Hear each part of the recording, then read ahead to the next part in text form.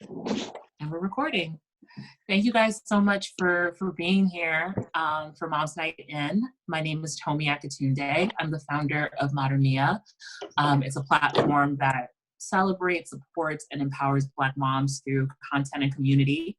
And these days, community looks a lot like seeing people in boxes on our phones and computers, but it's still important nonetheless. And I've been doing these events for the last 3 weeks, and it feels like each event builds up on the next one. So our first one was about self-care, and we started talking about our relationships, what it looks like to be partnered or not partnered right now. And so our second event was about relationships. And then we had a conversation about how our kids are doing, or how, the community's kids are doing. And that led us to today with mindful parenting. And I'm so excited to have these two amazing women, you guys all here, and these two amazing experts with me. Brandy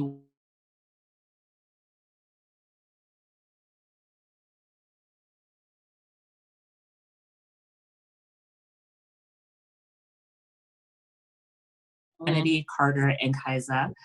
She displays practical parenting skills online and on her Instagram account at My Motherhood Magic, using conscious parenting, sensory integration, and play, showcasing her magic so you can see yours.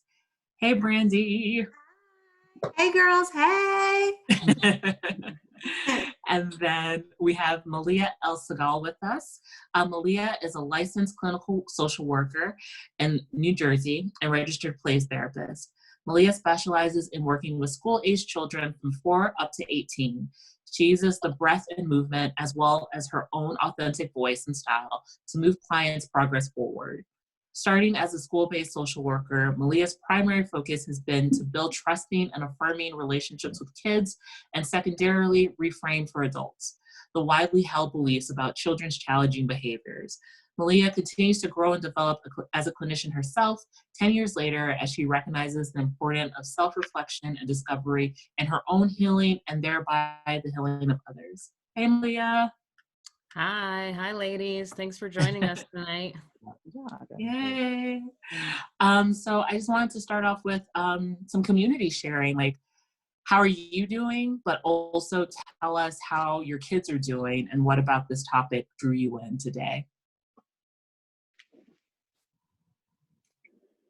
I'll start. I have my video off. I had to come out and get some food, and now I'm heading home. So this is Laquana here. I have a blog called Black Moms Club on Instagram, and so I'm really into conscious parenting. I'm a social worker, been practicing for about 9 years, and so I'm just really interested in continuing to just make sure that I am always learning and always trying to be the best parent that I can be, especially during these times where there's many parenting challenges that can happen with being home with my son. I have a 5-year-old named Max.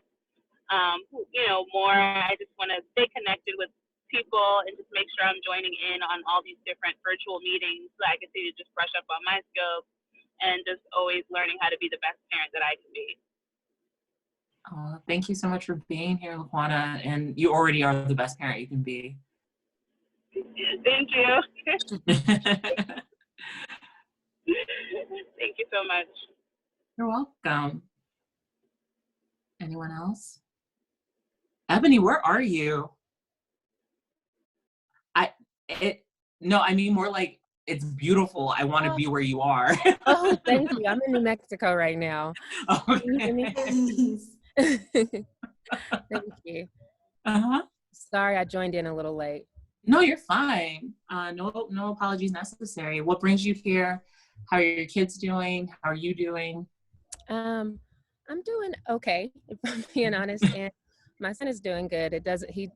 He's just happy to be here regardless. I have a 3-year-old little boy named Niall, and I seen this opportunity. I followed, this page for a while, and I was like, you know what?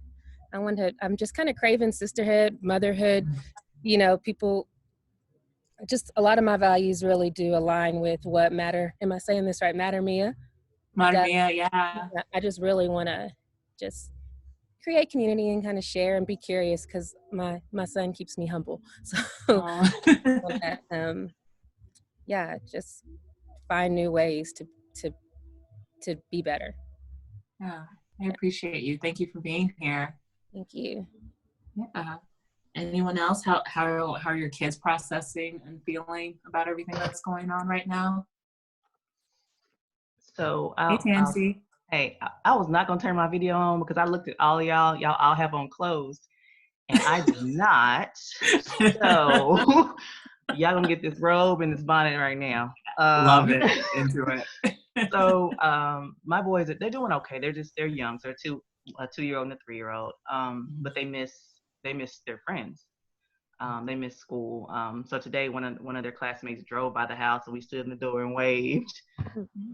So the older of my 3-year-old really loved that. But they're doing okay. I was interested in this particular session because I raised my voice. Like I'm usually pretty even keeled. I've raised my voice a few too many times for me.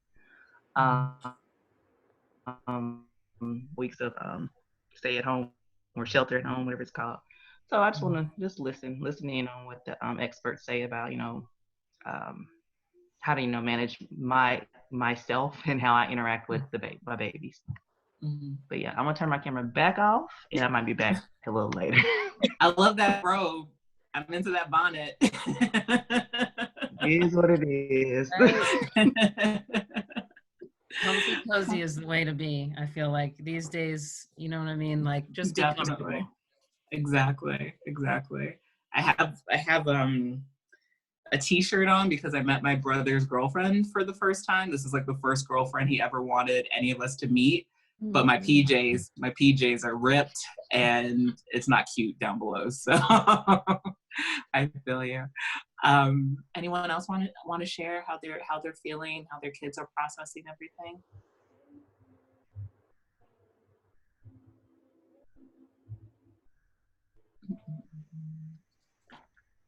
Maybe can I ask a question of the group, and if Yeah, anybody sure. wants to chime in? Are any of you teachers? Like, do you work in schools and now are kind of home with everything that's going on? Thumbs up, or you can wave or whatever. I work at a school, so I'm home right now. Randy too. Oh, Ashley, yeah. Ditto, sorry. Juggling a lot. Yeah. How is it teaching from home? At least for me, it's been a lot on my mind. So I'm teaching my little sister, who I'm caring for, who I'm a caregiver for, who's 6. And then I'm preparing curriculum for a 3rd grade class. So my brain is a little on overload, and I'm so grateful that this is happening right now. Like, just seeing each of your faces is so comforting. To know that we're all like experiencing this journey in like a unique way. It's like so comforting just to see everyone's faces. And I'm in my little sister's room, so just mind the artwork, scattered artwork, frames, things like that. Nice. Nice. Yeah. So I feel like we can like just jump into the reason why we're here, the questions that people have about what's going on. So before we start though, I thought it would be good to have like a grounding understanding of what like mindful or conscious parenting is. So can you guys explain that premise? What is mindful parenting? I'll start. When I think of parenting in a conscious way, I think it's easy for us to be parenting from our subconscious, what we believe is our innate parenting skills, right? Like what you were born with, like just kind of those raw kind of instinct kind of ways that we come to be a parent. A lot of that comes from how we were parented ourselves. But those things are kind of like habitual, and they are in a place where they come out kind of unintentionally. And so for me, consciously parenting is always being really purposeful and being very cognizant of how you are carrying that role. So when you're doing things or when you're doing your daily parenting skills, you're really thinking about, how is this affecting my child? How is this affecting me? How was I affected when I had this experience when I was younger? But really trying to break cycles that were not good for us and doing things differently and saying, I know better, I'm going to do better. I'm going to include my child in conversations. I'm going to validate their feelings. I'm going to treat them like they're whole beings, and really trying to do that very practical every day in that role that you play. But that takes just a lot of work, because again, when you're running and you're just doing your thing as a parent, you're not always thinking 10 steps ahead. You're just doing, basic instinctual, like survival kind of mechanisms. But when you're thinking consciously, you have to come with that framework of thinking. How you feel, Malia, about that? Yeah, I mean, I think you hit it perfectly.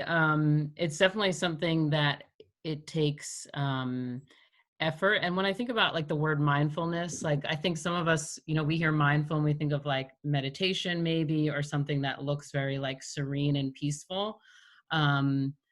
But the way I kind of look at and describe mindfulness to the families I work with is, like you said, like coming from a place of consciousness and doing things with intention, doing it from a place of feeling connected to yourself first, and then able to then help your child connect to them, connect to what they're feeling, what they're going through. And so I usually use the words like mindful and regulated kind of as, stand-ins for each other, because I just think of regulation as a place, again, you can be mindful in your anger, you can be mindful in your sadness. Like it has a wide spectrum. Again, it's not just like a Zen Om moment. It can be, but again, I picture it as like a continuum where you are, again, like connected to yourself, that you can think clearly, that you can reason, you can talk, which some of us, when we get dysregulated and we get upset, we can't really communicate very well, or our behavior does the communicating for us. Again, like you said, like out of instinct, out of survival. So yeah, I think when I think of mindfulness, I definitely think of a synonym of being regulated and grounded. Mm-hmm. I love that. I love that you said regulated, because on my notepad I put, only a regulated adult can calm a dysregulated child. Mm-hmm. I think that's really popular. That's a really popular quote, because it's true. Mm-hmm. When you're regulated, which means that your brain is at a place of being calm and you can be rational, because mm-hmm. when you're heightened in your, your feelings, you're mm-hmm. not really thinking rational. You're literally not using a part of your brain that's able to think very logically. Mm-hmm. So it's important when we're parenting that we're coming from a place where we're really coming, using the part of the brain that helps us come with very tactful, intentional kind of output. Because if you're dysregulated and you're yelling and you're screaming, it only increases the dysregulation in your child. So mm-hmm. only a regulated parent can truly regulate a child that's dysregulated. Yeah. I love that. So how do you get there, right, with this space that no one has ever, who's alive in this room right now, I would assume, has ever parented or existed during a pandemic or something of this like historical, like I don't even really have any words, because it's just so crazy what's happening right now. You have your feelings, you have your stressors, you have your anxiety, and then you also have your child. So how do you parent from a place of regulation when all of those feelings are swirling about you and all of those stressors and things exist? I mean, I would say, like our main thing is that mindfulness piece, right? And I think just being, again, like noticing, the first thing like you need to do before you're going to change anything is you have to notice it. And so noticing, like how you said, Tomi, like this is, I think that maybe the word you're looking for is like unprecedented, because there is no, I mean, even parenting in itself, right? They say like there's no guide, there's no handbook. People have written many books about parenting, but I think like you're saying, parenting during a pandemic is like some next level stuff. And I think just being aware of the fact that, you know, we are going through a traumatic event, potentially personally, but definitely as a community, and being aware of like how that chronic stress may play out personally for you, for your family. You know, before all you ladies joined us, I was saying also like recognizing how it may be different in your part of the country or world or wherever you are. I'm in New Jersey, where, you know, we're really close to New York. So it's a very high concentrated area of cases, people, you know, really not doing well, a lot of deaths. So here it's like a high concentration of trauma. And so there's a lot of, I perceive it to be like, there's so much unknown, there's so much anxiety. Just like naming that out loud for myself is that like, there's so many things I don't know right now, and that's really difficult. So naming it, I think, is really important for yourself. Like, again, like how you kind of started us off is like, how are you doing is really like, how are you doing? Are you confused? Are you scared? Are you, you know, are you going with the flow? Like what, you know, is going on for you, I think is really important to name for yourself, so that you can, like you had said, Brandy, is like, then you offer that to your child and you give them language for what they might be going through. Yeah. And I mean, a big part of my healing journey as a mom was starting to understand my triggers. Because when I had the ability to understand what ticked me off, what took me over the edge, what pieces of my child aggravated me, then I could be mindful, we're using that word tonight, but I could really be able to be prepared when those situations come. So if I understand my triggers and I'm aligned, then I'm able to move a little bit more consciously, right? Another thing is understanding your child's triggers. I think this time with the pandemic, it's given us a great opportunity to build a more intentional bond with our children, so that we can begin to really understand what are the things that cause them to get off kilter. What are the things that, you know, is it too much work expectation? Is it the lack of structure? Is it, you know, not being able to connect with friends? Is it, what are the things that are driving the behavior with both you and your child? It's only then when you discover those things that are underneath that you're able to then start to build coping strategies, and really begin to, like, before you can even try to manage the behavior, you have to first know, again, like you said, Malia, what's the feeling underneath that? Are you feeling anxious? Are you feeling scared? Are you stressed? Okay, handle that first, so that with a great coping skill, so that you can better manage. But it's not to avoid. You don't want to be going around trying to avoid triggers, but instead working through your triggers. Using very practical, you know, taking time outs and breathing, and, you know, walking away and getting on the phone and doing some of those things that can really decrease and get us back to where we are regulated and better equipped to kind of handle those challenging situations. So for me, my healing has begun to be, what is driving me getting off of being my best self? Is it that my husband's been in his cave too much and is not helping? Is it I'm cooking and trying to handle too much? Okay, let me manage that and ease that if I can. Then maybe that will release some of the stressors or the way that I'm handling my child. I love that. And I'm going to find a link to the Motherly article that I spoke to you about, figuring out what your triggers are, managing your own emotions before you can deal with a kid who's having a tantrum. But Malia, do you have any coping strategies that you'd like to share that moms can use?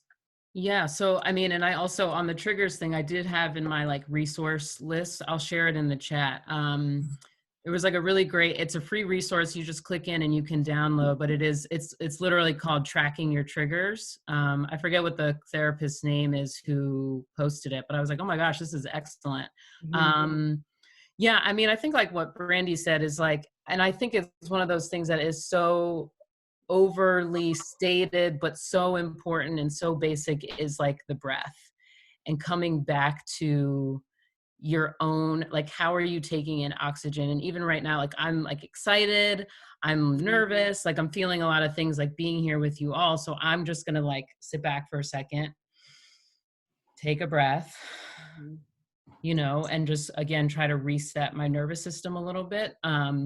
I even think, you know, again, grounding exercises are really good. So like wherever you are, you may be right now, like I would just encourage you to maybe like put both feet flat on the floor and like sit up a little straighter and see how that changes your state. I think, you know, a lot of the things that we will talk about and are talking about as far as anxiety, like anxiety for me shows up sometimes as like a stuck or a freeze response. I know some people like go, go, go, go, go when they get anxious. I tend to withdraw or like hide or pretend that the thing isn't there. So like, you know, I want to float away in my head. My body maybe curls up. And so noticing what's happening in my body when I'm feeling that, again, like putting my feet flat on the floor, maybe wiggling my toes, my fingers, my extremities, like getting my body moving to send the message back to my brain, like, wait, you're not actually stuck.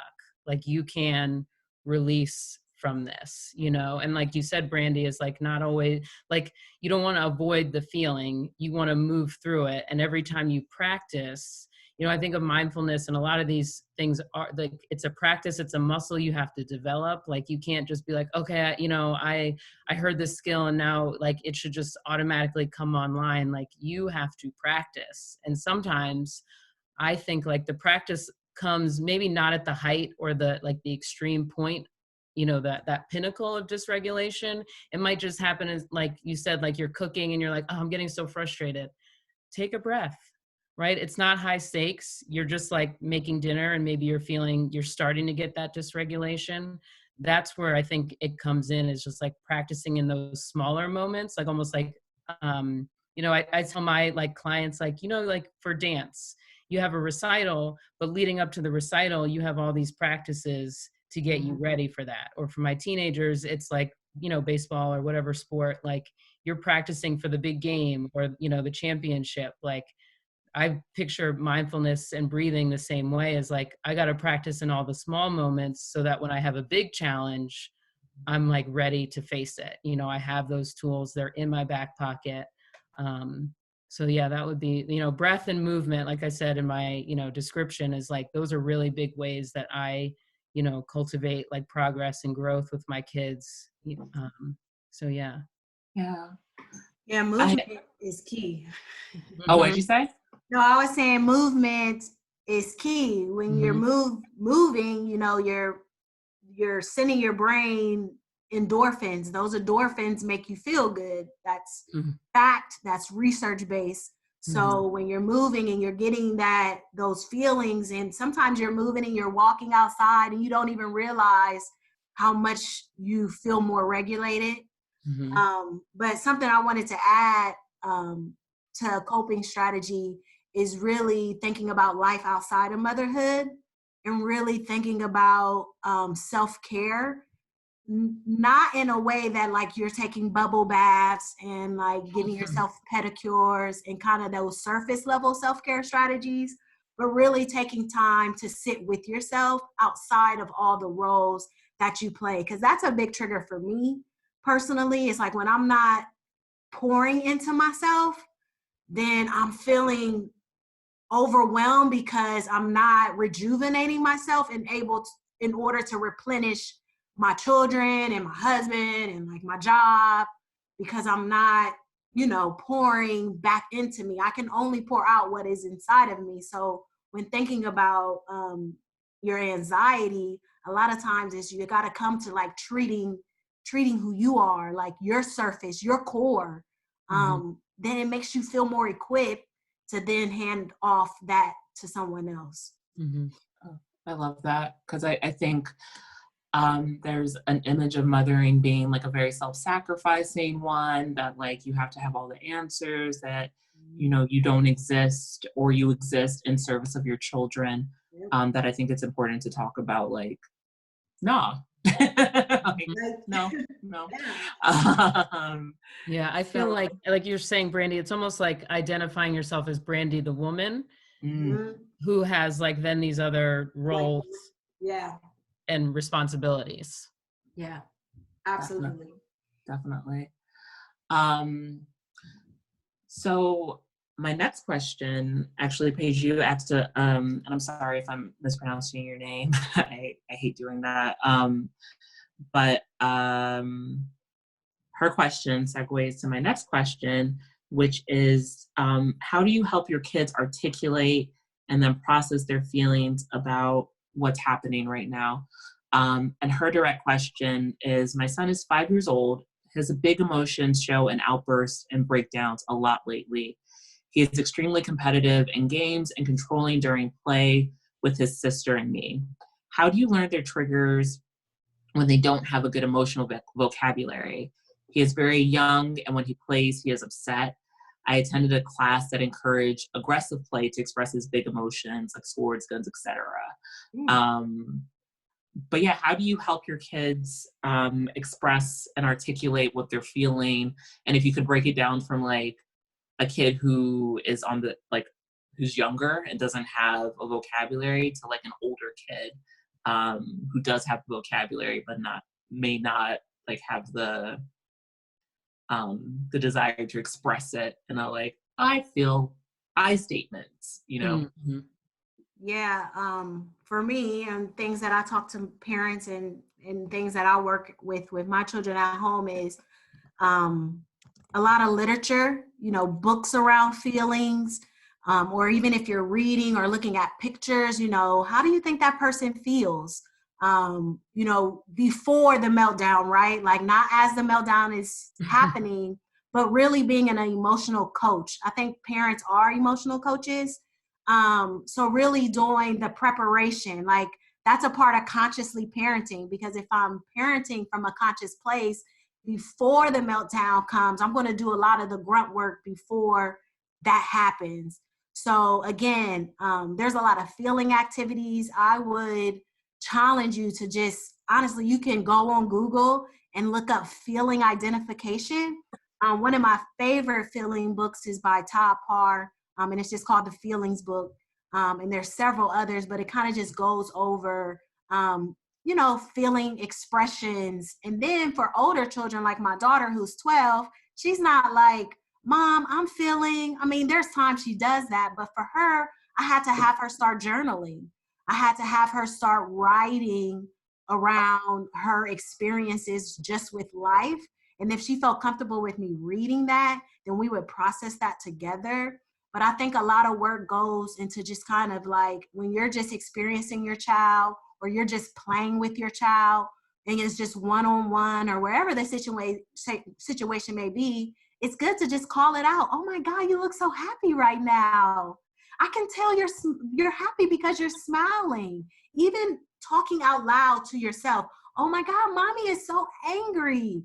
I'm angry because of, you know, really being a role model for what it looks like, right? So like when I'm having big feelings, I share that with my kids. I'm really frustrated right now, if it's appropriate, right? Like I'm not sharing like too much adult stuff, but like, oh, Mom's really sad because I can't see my friends, so that they can begin to really build that vocabulary. And then what comes from that is, again, just like yourself, is giving very practical coping skills, but really doing a lot of it before the meltdown. So, you know, practice going to a calming corner, practicing taking deep breaths. But a lot of meltdowns are just a child's way of trying to communicate a need. Sometimes you just got to sit with it. I get parents who get really dysregulated by meltdowns because the crying, like, it just bothers you. Like it's very anxiety provoking.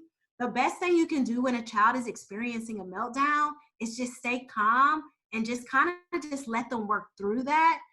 Because when you're trying to lecture and like give all this information, well, won't you go and take a deep breath and blah, like, again, they're not in their rational brain. So they're not even processing all of that. Most of the time when parents are trying to talk through meltdowns, their child's not even receiving that.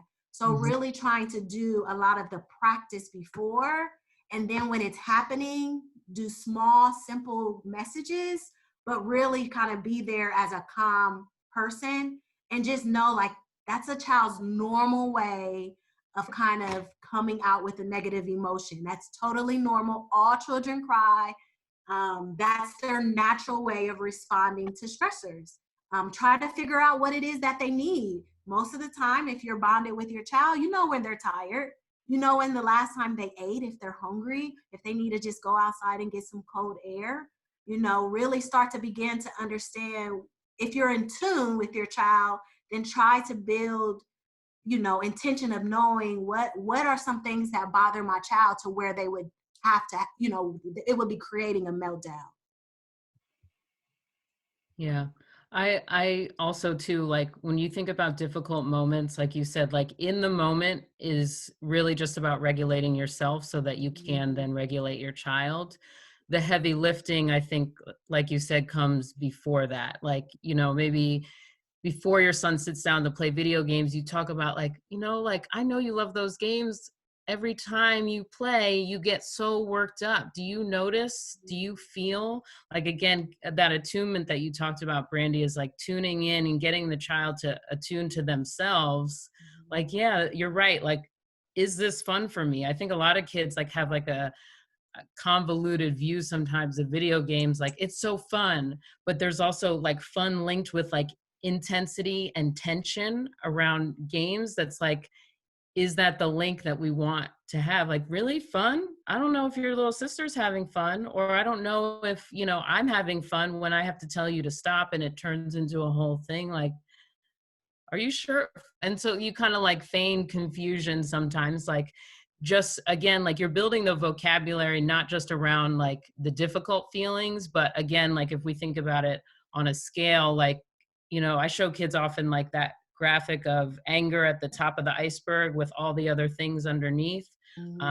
Confusion, embarrassment, hurt, like there's so many that you start to talk about those, because those can be what leads to dysregulation. You know, maybe they're playing the game and they're getting frustrated because they can't beat a level, or they're confused, like they don't know a puzzle or something that they're trying to figure out within the game. And you talk about like, well, that's confusing to you. Okay, well, what do we do when we get confused? Okay, we look at the directions, or we, again, like you're coaching them into the problem solving so that they learn like, oh, like this is a tool that I can use the next time I get confused, or if they're at school and they're having a hard time. But yeah, Brandy, I think you named it perfectly. Like the meltdown is just communication of like, I need some support right now, and I need you to kind of like swoop in and give me that support. Yeah, and I think the biggest piece is validation of feelings. Mm-hmm. You know, Yeah. sometimes when your child can hear the adult that they care about most say, wow, buddy, you seem like you're really sad right now. I mean, for me, when I work with children, some of that like sometimes makes the meltdown go away, because wow, you're trying to understand me, you're trying to figure me out, you're validating how I feel. Most of the time we shame, or we say stop, or we miss the opportunity to have connection at a meltdown. Or we just act like the feeling is kind of non-existent. But it's important where you just start with like, I can see you're angry right now, but mommy asked you to clean up because we have to go outside. Mm-hmm. Do you know, and then helping them come up with a coping strategy. Can we put the toys away and just put them on, and when you come back, we can play with them again? You know, really like starting with feelings, setting your limit, and then providing that coping strategy, and just do it like again, like practice. A kid, you know, one thing I wrote down was like, remember that children are just learning. They're children, they're babies, like they don't know any better. Like they're not, their brains literally aren't built, you know, built yet. So be graceful, be flexible. And we're still learning.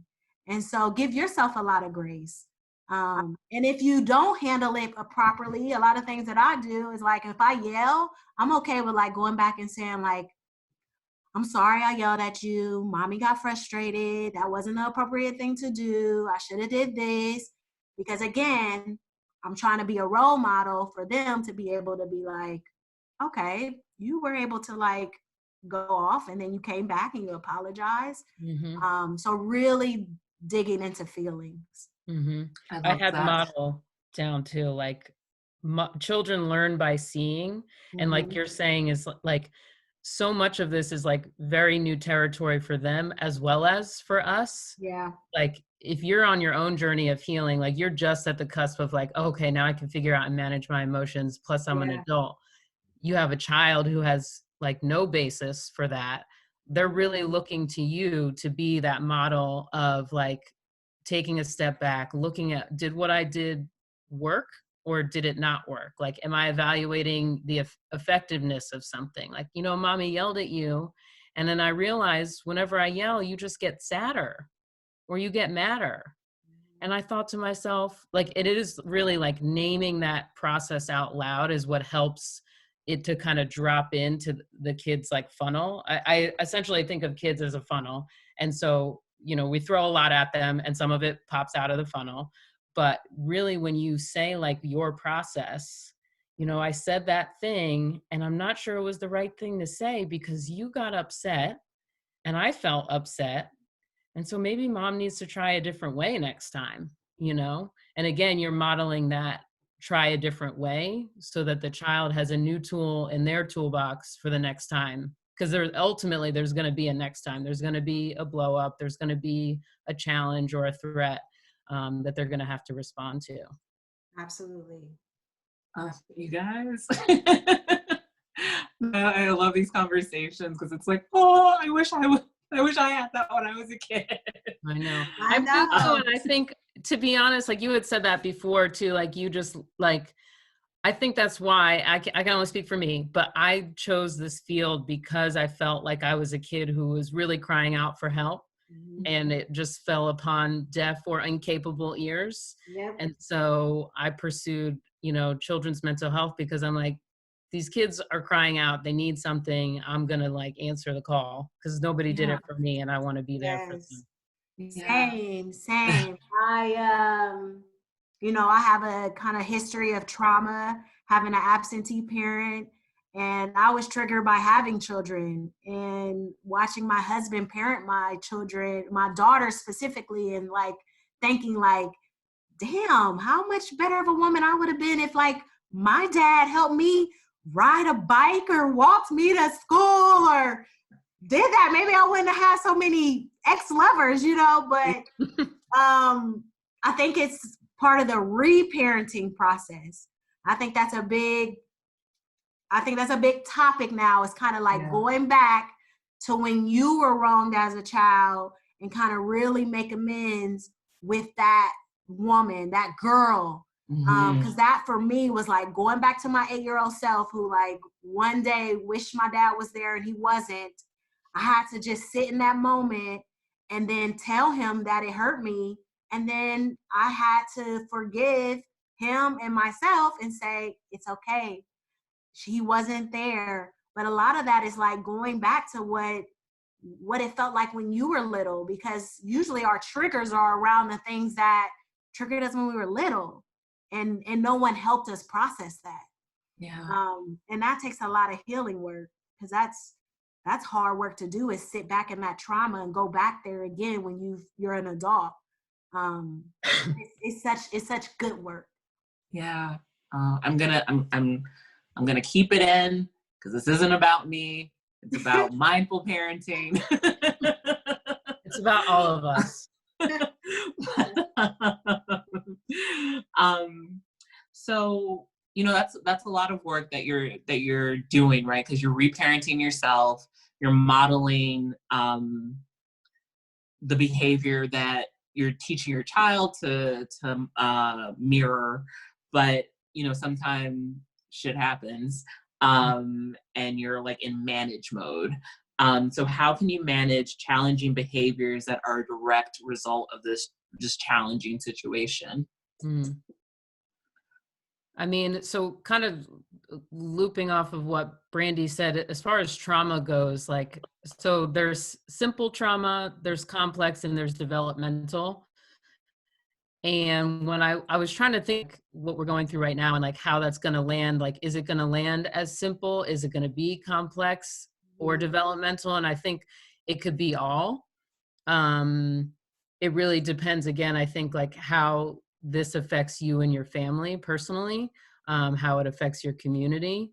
And like you said too, like factoring in like whatever comes out of this, like your triggers may be related to the trauma that you face. And so again, when I think about that funnel, I think about kids who go through various situations, like when they get overloaded, some of the stuff is going to come out of the funnel, and that they're going to try to figure out ways to like integrate that. So the one thing that there was two things that came up for me when I thought about like what might a kid or even myself have issues with during and after this pandemic is getting sick, the fear of getting sick. And just like I think in one way, like it's helping me be better in touch with my body and my physical self. Every tickle in the throat is like, it's that meme, like, is that you, Rona? You know, but also like, again, like listening to my body and being like, well, am I taking care of my body in the best way possible? Like, am I giving it what it needs to have a strong immune system? And on the flip side of that is understanding that when we get dysregulated and we get overwhelmed or frustrated, we might reach for those coping skills like, you know, like eating junk food or forgetting to eat or kind of falling into some, you know, negative they're still coping skills. They're just negative, right? Like the things I don't know if you saw me.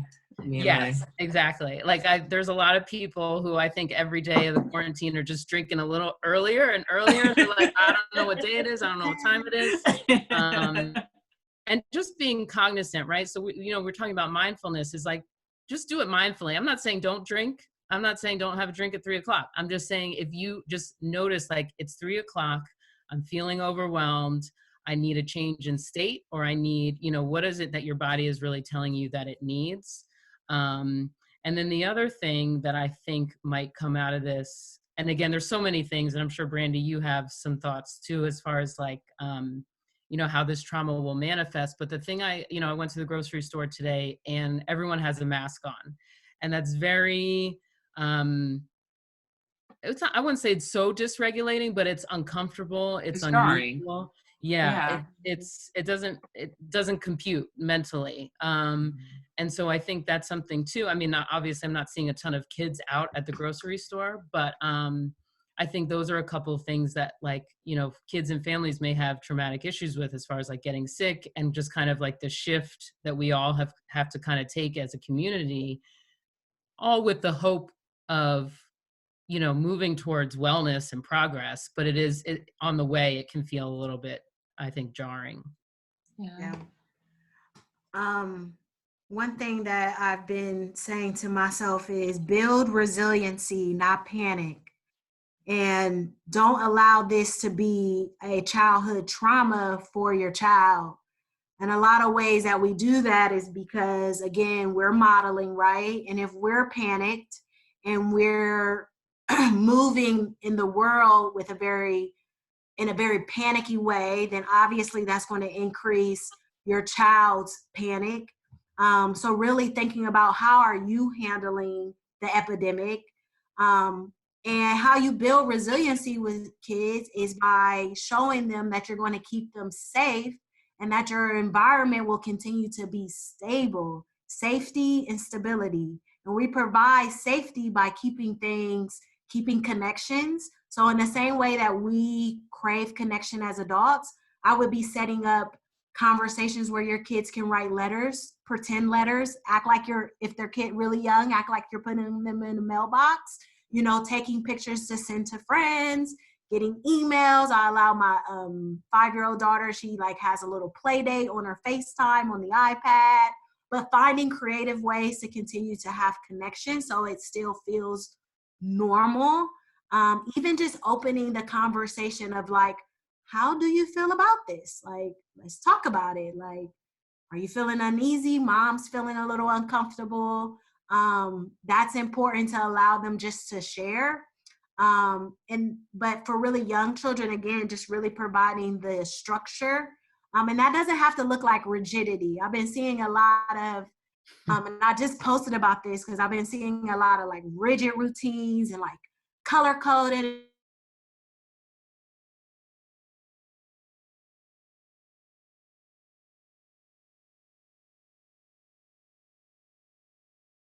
And it's like all these things. And it's, to me, it like I had almost like a panic attack when my daughter started like homeschool. And I was like, you know what?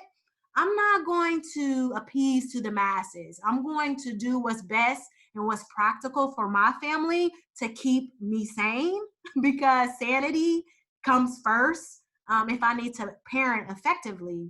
And so again, like I think we need to teach kids adaptability and flexibility so that they can find creative ways to handle change. Because if anything, this shows us how much unexpectedness it is in the world. Our children are going to have moments of unexpectancy. We have to remind them to stay hopeful, but we also have to prepare them to be able to handle change because this is life, right? And we don't want our kids to go into a shell every time something happens that could be a threat to us. We want them to come feeling safe and secure with the ability to know my parents got me, my mom got me, we in our house, thank God, and I feel better about it. I don't feel 100%, and that's normal, but I feel okay about it. I love that. We have a question from Vicky.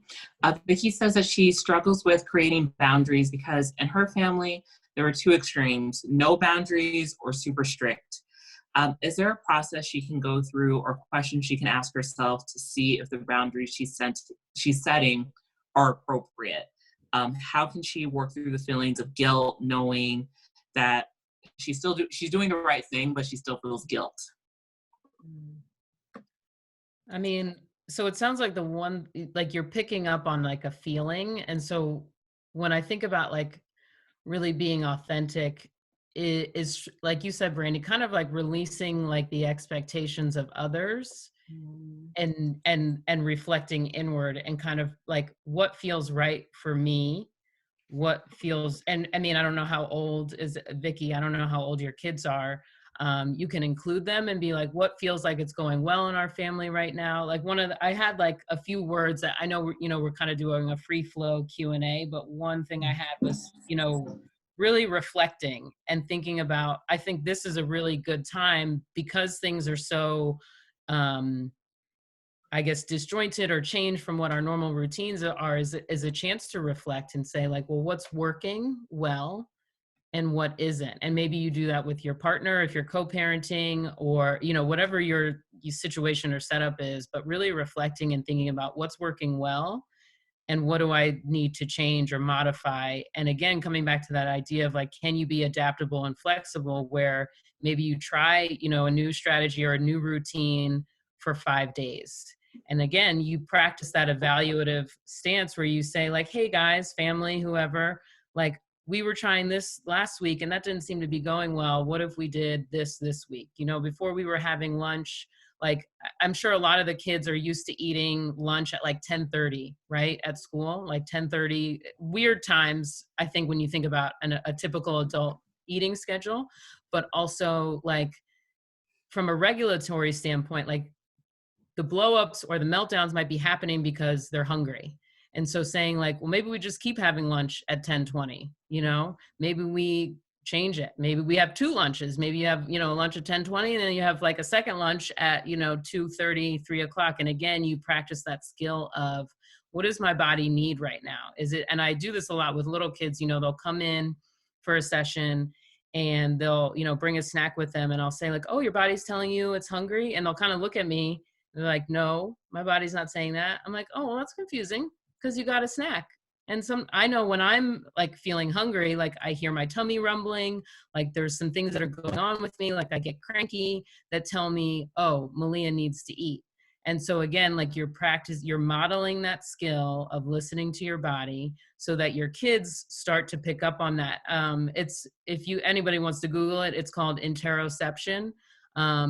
but it's like all these bodily processes that go into not only like the physical, like, do I have to go to the bathroom or do I need to eat, but also like noticing that rise in dysregulation, noticing like, oh, I went from, you know, confused to frustrated to angry to rage.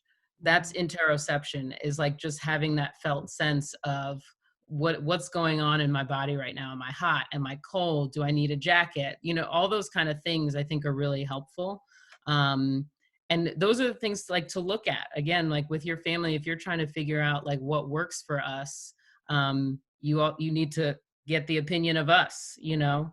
And I think like having a family meeting could be really helpful, but also, you know, like Brandy, you had said before, like, I think it's a delicate balance, right? Of like abandoning like structure and like, oh, we're going to do this at this time, but just having like a loose framework or something that you're working with. And it doesn't have to be the same every day. But even at my house, like I have like a little dry erase that I've just been writing what day of the week it is and what the date is, because I think it'd be really easy to be like, I don't know, maybe it's Thursday. Yeah. Definitely. I mean, when I think about boundaries and setting boundaries with children, I think about first you have to define for yourself, what are your values? What are the things where do you stand on certain situations? That obviously, especially because I know you mentioned, Vicki, that, you know, some childhood things that came up, right? Like, you know, your family was either strict or too loose. What are some of those things that you value, that you want to keep, that you believe worked for you? Because we have motherly instinct as well. And what are some things that you wish you were like, my mom or dad or caregiver, I wish they did differently? And reestablish those values for yourself and for your family. And then, you know, for me, I also make your expectations known. You know, what are you expecting for your children to do? And then really try to focus on yourself and not your child. I mean, it's not their responsibility to set up boundaries for you. I think that's important for you to do that work for yourself, but really kind of, again, go intuitive and like, what are things that I want to equip my children with? What are things that felt good to me when I was growing up? What things do I want to implement now? What things I don't want to do? And then for me, I always inquire my child's input, you know, because I think that when kids know that their input is valid, their buy-in is better. Well, if my mom asks me, then I would feel more in tune with wanting to do that. Now that's different for really little kids because they don't have that capability. So when they're really little, just think about the things that trigger you, the things that, again, the things that are a part of your family system that works well for you, because it's different for everybody. Like a boundary for me is not a boundary for you. What things trigger me might not trigger you, but really think about what are some things that I want to set up to keep myself healthy and in a good mental health frame of mind. Definitely. So I've started using the phrase crisis schooling because I've seen it enough, and it's like, oh, that's right. Because it's not homeschooling. It is it's not a totally different paradigm. Does anybody here, and maybe thumbs up or type in the chat, a homeschool parent before COVID-19? Oh, that's a good question. I wanted to be, but now I'm like, You're like, do I though? Yeah, I'm sure a lot of people felt like that, to be honest. I was like, sure a wow. lot of people, yeah, they were like, oh, I could do this. And now like, nope, nah.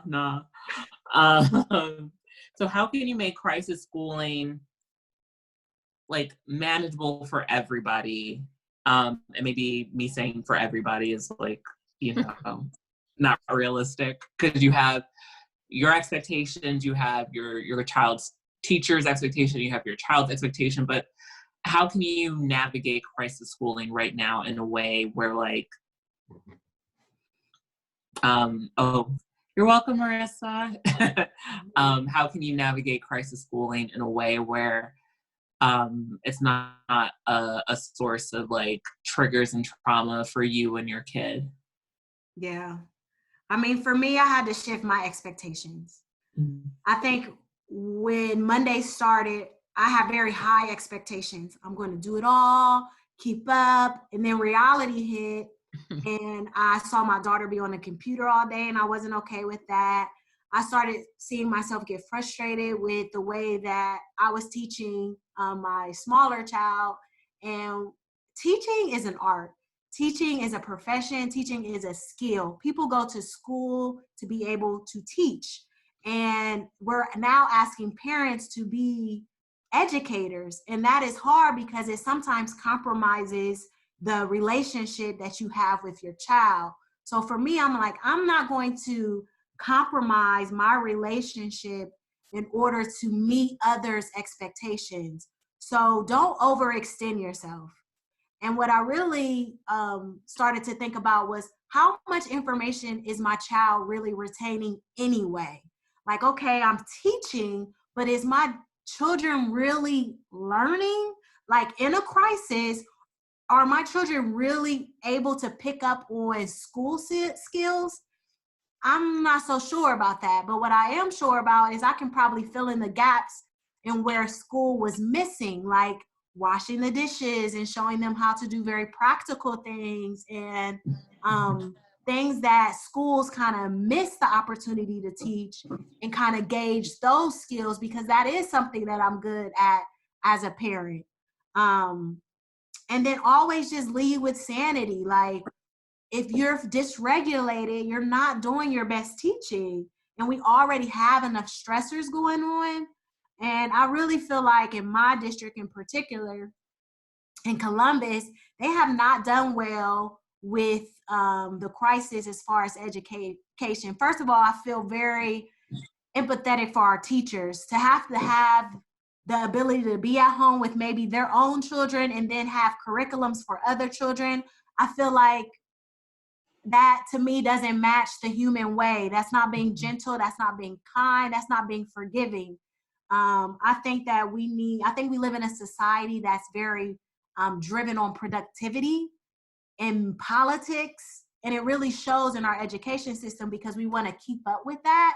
What is missing a month of school really going to do? But in all, I feel like if that's what you have to do, then adjust your expectations, be flexible, set up a very open kind of routine, but keep it structured because kids thrive on structure and routine. And knowing what happens next. Like a kid kind of wants to know what their expectations are. But again, don't compromise the relationship. Always choose the relationship over mismanaging, trying to teach. That's been my kind of self-talk to get through this moment. And when I did that, it really released so much stress for myself because I was able to kind of like just take a deep breath and say, I'm going to do the best that I can do. That's all I can do. And I'm okay with that. And what I do is enough. And I'm okay with that. And if that doesn't meet someone's expectations, I'm okay with that too. And honestly, with my 12-year-old, I sat down with her and I had that conversation with you. I said, Kennedy, you have a lot of work to do. I don't feel comfortable with you being on the computer all day. I want you to know that mom is going, even if your grades drop, I know how smart you are. There's nobody who can tell me how smart you are. And when I did that for her, you could see her like worry and stress, like, oh, wow, like not mom's giving me a pass, but like, oh, okay, like, thanks, mom, because I can't even teach myself. Like she's in middle school and I don't almost know some of those concepts. So for her, it was like, wow, I have that grace. And I mean, honestly, one more thing is that I wanted to mention that like all children don't learn by, getting taught by like a parent. Like for my daughter, she needs to like be in a classroom. She needs like modules. She needs like hands-on, like she's very like, she has her way of learning. And this is not every child's way of learning. And we have to be cognizant of that, because there's kids who get accommodations in school and have different related services on their, if they have an IEP, and we can't always do that work as a parent. So just being flexible and being graceful.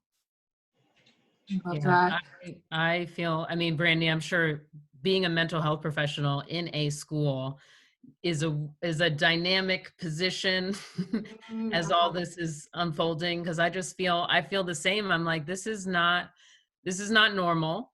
People have lives outside of, you know, the school walls. That includes the teachers, that includes the families. And I just don't think it's right to hold anybody to these, you know, expectations of like you said, like productivity and like making it look good, and maybe even the product isn't that good. You're just making it look good and saying like you're doing the most for what? Right. I mean, so I've said the same to my students. I said, do what you can do, especially, so I work with high schoolers and the seniors. I'm like, no one is going to fail you and say you can't graduate. There was a pandemic. So if you don't do another lick of work between now, and you could say, I'm like, you can say, Miss Siegel said that if I didn't do another lick of work between now and June, whatever, because I just don't think it's fair. And I think, again, if we think about this situation as a traumatic one, like you said, Brandy, like the mind is really not absorbing. We're not remembering. Typical like trauma response is like irritability, forgetfulness, like traits that are not good for learning. That it seems like BS. And so again, that's where my authenticity comes in. And I'm like you said, like, it's like, I don't care what it looks like to everyone else. I know you're intelligent. I know you're going to get a good job. You not doing work for 12 weeks or however many weeks it is for your school, like, is not going to be the end all be all of this situation. But yeah, I think there's definitely a lot of pressure on people, again, to make it look good, which again causes dysregulation. So the way I've learned about dysregulation, and there are 4 really big causes to cause us to be dysregulated. And one is unrealistic expectations. And I think if we're experiencing that as adults with our workloads and what we have going on, like, just imagine what kids are being expected to do. Right. And, you know, they're getting emails after, like, the kids have shown me their inboxes, and I'm just like, the amount of emails is insane. Like, I would just do a mass, I'm like, I just, whatever, just, it is what it is. I'll see you in September, because I was going to say, burn it all, fake my death. It seems like a lot. It does. And teachers and educators, especially the people who are higher up, who are making these decisions, right? Because I don't think teachers truly believe that they should be teaching right now. Right. I know they probably prefer to be home, you know, providing safety and stability for their families, and not needing to work. But, you know, the people who are thinking higher up and making these decisions for the masses, the social and emotional piece is always ignored, right? Like, that's a part of like my job and Malia's job, is like teaching teachers to value the social and emotional piece before you're able to do any academics. Because if I'm not in my best brain, if I don't feel good, if I'm hungry, if my mom was agitated because her job just laid her off, or she can't go to the grocery store to get toilet paper like I was yesterday, then I'm not learning. Yeah. I'm not learning. I'm not providing the most basic needs, which is safety, which is like being able to you got to be in your house. Like, if those needs aren't being met, then you're not able to build on that. That's the platform. Everything else comes above that. And those people aren't equipped with that knowledge. And they're definitely not asking people. I know I haven't been asked my opinion about, should we be giving huge amounts of work to students? Because if so, then I would tell them, like, what is 1 month of missing school? Right. And spending that time with your family to lean in on each other. Yeah. And I have a couple of questions that I feel like, you know, a higher power is telling me to ask them right now, because I put on do not disturb, and all of these like texts are coming in from my friends who are parents. And so a question I have is, managing when you have more than one, and when you have kids of different age ranges. Do you guys have strategies to share about how to do that, how to parent effectively when you have more than one and they're different ages and have different needs? Yeah. I mean, I have a 2-year-old. My daughter's turning 6 tomorrow, and Oh, yay! yay, her birthday. And I have an almost 13-year-old. So I have, a teenager, a kindergartner, and a top. And Yeah. it has been really challenging for me, especially in this moment, which is why I'm not overextending myself to do things like academics, because I couldn't manage teaching. And my husband, he's home, but his job is like, he's required to kind of be in his office and work, right? And he doesn't have that flexibility like me. And I'm sitting here juggling, trying to potty train and be with my toddler and teach my daughter who like goes to Montessori and it's super hands-on. And I'm like, sometimes it's just saying like, I can't do that. Like it's not normal for us to be a parent, a teacher, and an educator all at the same, that's just not normal. You can't do those roles all at once. So be okay with like, the child who can have a little bit more independency, like my 12-year-old. I give her that responsibility to try to do things on her own. I also don't want her to feel overwhelmed with having responsibility of her sister. So like, there's a lot of times I'm like, Kennedy, can you help me, Kennedy? But I don't want to overwhelm her with that responsibility. So I try to pick up where obviously she can't help. But I mean, do the best you can. Like for me, I feel like I got multiple personalities. Like I'm like, pretend play, and then I'm like doing a TikTok, and then I'm like I'm all over the place. But that's a part of like having children at different stages and being adaptable to that. Like I'm not holding my 12-year-old at the same expectation that I'm holding my 5-year-old, and I'll make sure that they understand that like she's 5. This is what I have to do for a 5-year-old, and I tell my 5-year-old she's 2. These are things that mommy has to do for a 2-year-old. Really being able to understand development, like where your child is in that age range, what's appropriate for them to do, and really deciding what you can do using that frame of work. When you know where they are on that spectrum, you're able to kind of have some adaptability on what they can do on their own and vice versa. So. Mm-hmm. Mm-hmm.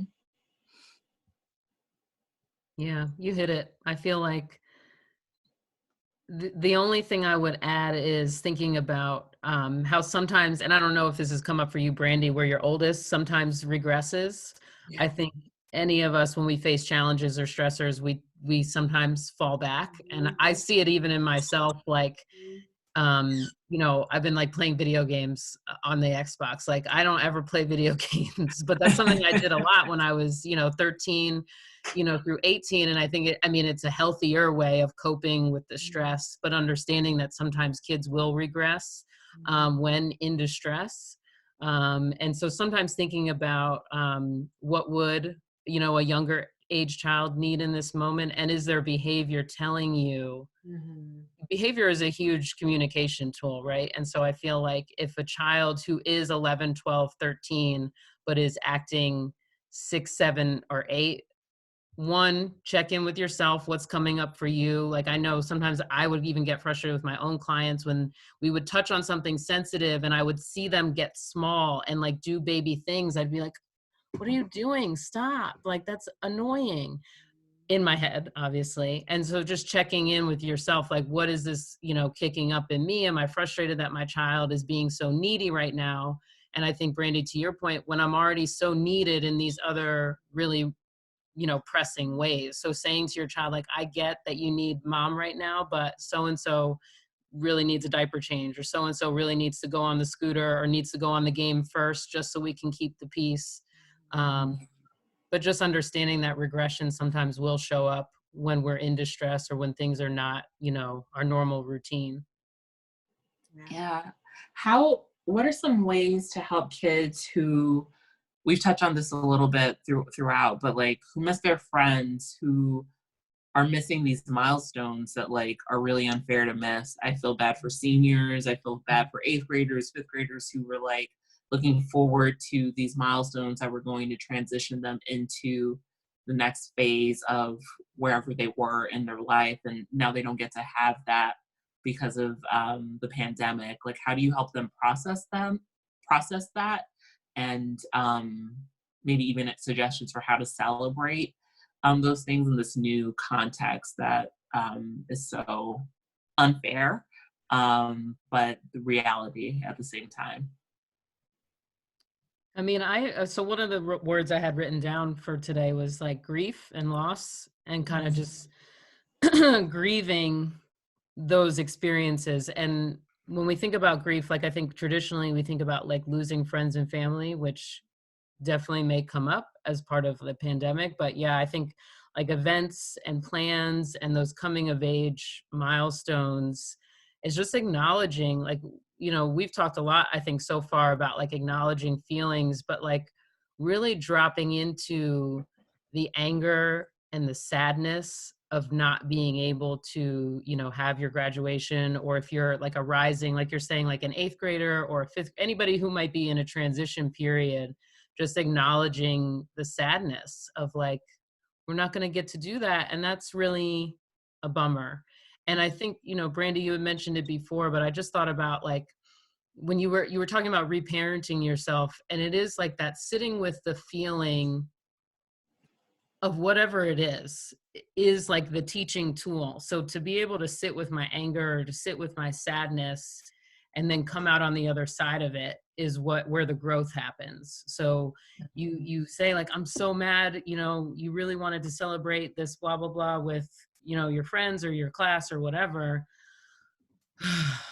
And taking that big breath, and like, maybe you cry about it. Maybe you allow, you know, your child to cry about it.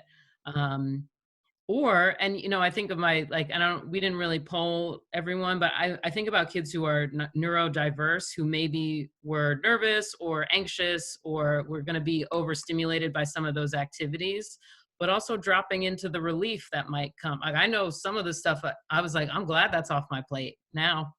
I'm thankful, you know, whatever the feeling is that you acknowledge it, you hold space for it, and then you regulate through it. And again, like, I always come back to the breath, and I stop and I pause. I notice what's going on in my body. And I model that for my kids, even the older ones, the seniors. Like, when I'm doing my Zooms now, like, it really hit me that I might not see them again in person.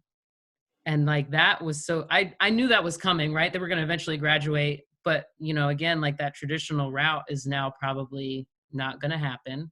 And so it's thinking about like, how can I be authentic in my expression, and then regulate through, you know, whatever that feeling that may come up.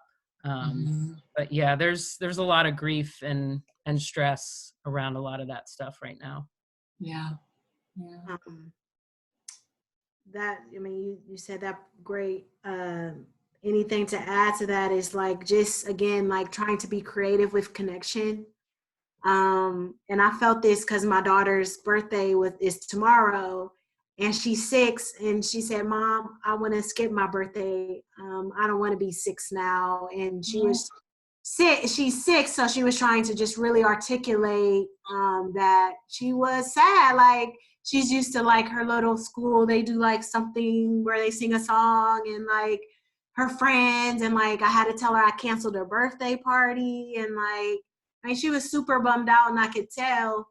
And we sat with that, like Malia said, and I'm like, it's okay to be sad, and Mommy can't make up for that. I can't change that for you, but what I can do is we can come up with some super cool ways to try to celebrate you. And this was a good opportunity for her to also be able to like think of things other than other people like celebrating her. Like, what are some things that we could do at home that we can still celebrate you, to show that you're special. You're still special. Your birthday is special, not because the people are singing happy birthday, but it's the day that Mommy had you out of her belly. And so can we watch the video and then we'll have your favorite snack, or we can order your favorite food. And she was like, yeah, I want Chick-fil-A. And I was like, we can get Chick-fil-A sandwiches and like pop popcorn, and you know, we'll try to get your favorite snack. And like, how can you be creative with trying to fill that void, especially for super small children? My older daughter, she's in middle school. It's all about connection, right? Like middle schoolers is like, so, like that's all she cares about. So for her, I had to think about ways that she can be creative with connecting to her friends. And like, we discovered like the Netflix parties. I love Netflix party. Yeah, and I'm like, people are coming up with creative ways to celebrate themselves. Like, so if it's somebody graduating, maybe they can like video themselves with their cap and gown and like share it online, or like, what are some ways that you can still get connection without it needing to be physical? Because there is a lot of connection that can happen without the physical piece. Mm-hmm. And I think this time and anything kind of reminds us that there is connection outside of like me being able to have you in my house and have a physical conversation. So I love that. And then are there any tips and strategies that would be especially helpful for a single parent or someone who is co-parenting right now? Are there any mindful parenting tips that would be especially helpful for them?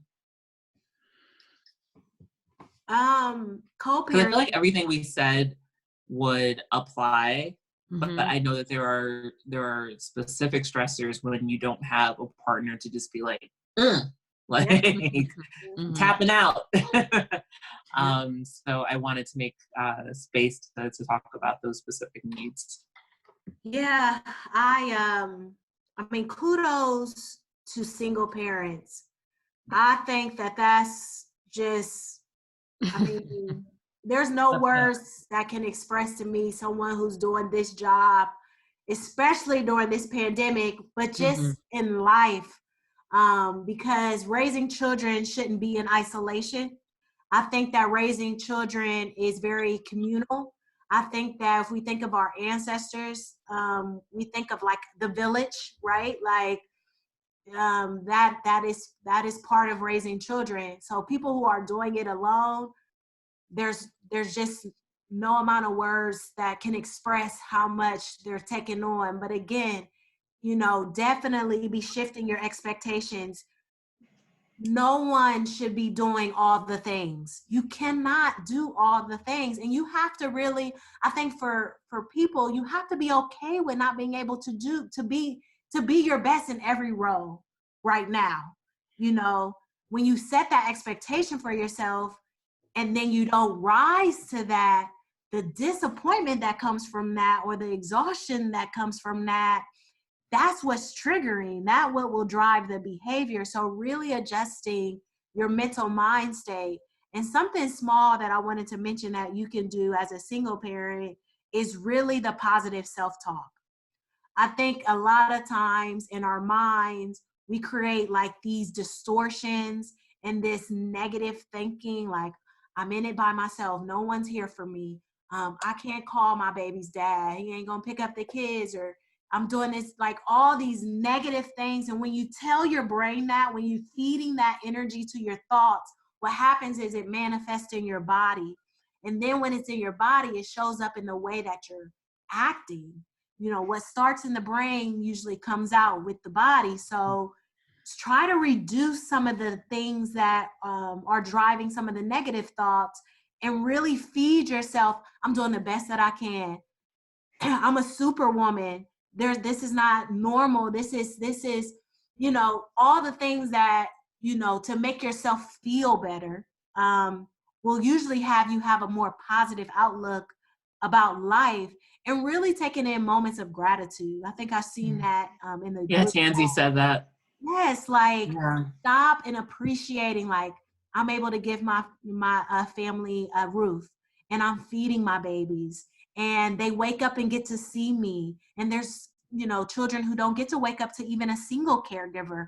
And so like really taking in moments of appreciation, that you're able to do that work. But I mean, it's hard, it's tough, it's challenging. And so really doing a lot of the like life outside of motherhood when you can, like set a bedtime, and after bedtime, do something for you. Watch that raunchy show. Do something that makes you feel good so that you're rejuvenated and ready to do it again tomorrow, because you're going to have to do it again tomorrow because your children can't go anywhere else. So that's kind of Insecure is coming back this Sunday. Yes. Insecure on HBO. I can't wait. Yeah, like really like setting structure to where like you have a moment to like release, you know, do some of the regulating movements and take walks and like do things that get your endorphins ready and equipped to handle the amount of work that you have to do on your own, because that's just not going to go away. Yeah. Someone asked me like, what makes you happy? And I had such a hard time answering that question. And then once I did, it was like, I don't make any time for those things that make me happy. So maybe that's a question too, to ask yourself, like, what makes you happy and how can you fit those things into your day, so that you have that side of pleasure and happiness that's just for you and that is removed from the shoulds. Because I'm someone who constantly shoulds all over herself. And yeah, it's good to be able to be in touch with like what makes you happy. Yeah. I was just going to add too, whenever, so I know specifically the question was about like, you know, single parents right now. I would, in the vein of like gratitude, I would also like reflect on, if you can, making a list of like 10 to 20 to 30 things that are good or that are positive about being a single parent. To kind of throw it to put into balance, because I think we could all think of all of the negative things or all the things that are hard or challenging, but really for yourself, like, what about your situation? Like, what do you get to do because you're a single parent? What do you not have to do because you're a single parent? Really like eliciting, and I feel like even with the pandemic, like I had said before, like there were a few events that I was glad were off my calendar, because if I went to another baby shower this year, I was going to have a really hard time. But you know what I mean? Like just kind of like for yourself, like what is good about the situation? And again, how does it meet my highest value? I think, Brandy, you had talked about values before, kind of linking it to like the things that make us happy. Like, are they also the things that we value? And are the things that I'm doing at the end of every day, like when I look at my day, did I do more things that push me towards what I valued, or did they pull me away? And if it pulls you away, that's where the dysregulation comes in. And again, some of those negative coping skills are going to show up.